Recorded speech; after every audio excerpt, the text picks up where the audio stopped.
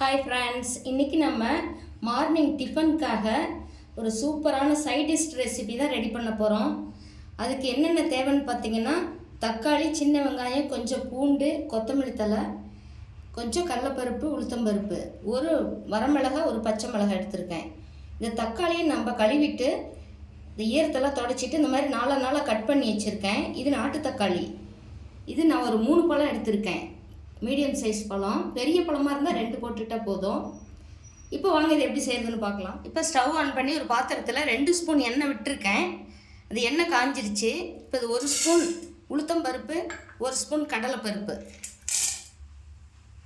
இது சேர்த்து இது நல்லா பொன்னிறமாக வறுத்துக்கலாம். இந்த கடலைப்பருப்பு உளுத்தம் பருப்பும் நல்லா செவந்து வரணும். நமக்கு நல்லா வாசனை வரும். இது மிதமான தீயிலே வச்சு இதை லேசாக வறுத்துக்கலாம். ரொம்ப ஹை ஃப்ளேமில் வைக்கக்கூடாது.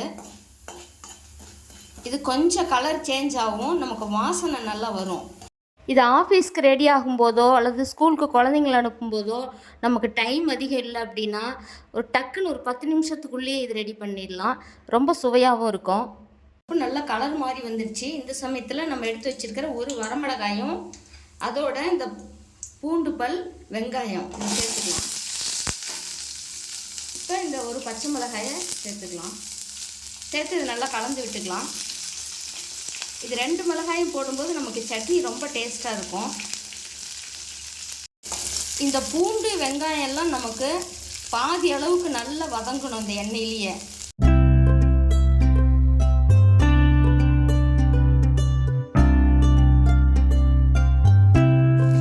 இப்போ இந்த வெங்காயம் பூண்டெல்லாம் பார்த்தீங்கன்னா கண்ணாடி பதத்துக்கு வதங்கி வந்திருக்கு. இப்போ நம்ம கட் பண்ணி வச்சுருக்கிற தக்காளி இதோடு சேர்த்துக்கலாம். இது நாட்டு பழமாக நான் எடுத்திருக்கேன். ரொம்ப பழம் கனிஞ்சிருக்கு, அதனால் இது ரொம்ப சீக்கிரமாகவே வதங்கி வந்துடும். இதுவே ஹைப்ரிட் பழமாக இருந்தால் நமக்கு கொஞ்சம் நேரம் எடுத்துக்கும். இந்த தக்காளிலாம் பாருங்கள் நல்ல சுருளை வெந்திருக்கு. இந்த சமயத்தில் நம்ம இதுக்கு ஒரு கைப்பிடி அளவுக்கு கொத்தமல்லி இலைகள் சேர்த்துக்கலாம். இந்த கொத்தமல்லி இலைகள் போட்டு 1 நிமிஷம் நம்ம வதக்கி விட்டால் போதும். ரொம்ப நேரம் வச்சுருக்க வேண்டாம். இந்த தலையோட இந்த இது பச்சை தன்மை அப்படியே இருக்கணும். அதே சமயம் நமக்கு வதங்கி வந்திருக்கணும். இப்போ இந்த கொத்தமல்லி தழை பார்த்தீங்கன்னா வதங்கிடுச்சு. இது அதிக நேரம் வச்சுருக்க வேண்டாம். இதுக்கு நான் ஒரு புளியங்கொட்டை சோடு இஞ்சி எடுத்திருக்கேன். ஸ்டவ் ஆஃப் பண்ணிடுறேன். ஆஃப் பண்ணிவிட்டு இந்த இஞ்சி இதோடு சேர்த்துக்கிட்டு கொஞ்சமாக கல்லுப்பு, சட்னிக்கு தேவையான அளவு கல்லுப்பு சேர்த்துக்கலாம்.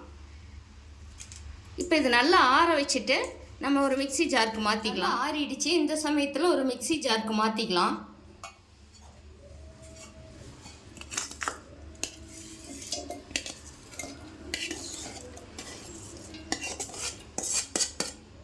இப்போ அரைச்சாச்சு பாருங்கள். இது ரொம்ப நைஸாக அரைக்கக்கூடாது. ஓரளவுக்கு நமக்கு அரைக்கணும். அதே சமயம் நல்ல ஒரு கடலை சட்னி, தேங்காய் சட்னி அரைக்கிறோம் பாருங்கள், அந்த அளவுக்கு தான் அரைச்சி எடுத்துக்கணும். இது நான் தோசைக்கு செஞ்சுருக்கேன். இது மாதிரி நீங்களும் செஞ்சு பாருங்கள். இட்லி தோசைக்கு இது ரொம்ப சூப்பராக இருக்கும். ஈஸியாக டக்குன்னு ரெடி பண்ணிடலாம். இதே போலவே நீங்களும் செஞ்சு பார்த்துட்டு இந்த வீடியோ பிடிச்சிருந்தால் லைக் பண்ணி ஷேர் பண்ணுங்கள், சப்ஸ்கிரைப் பண்ணுங்கள். தேங்க்யூ.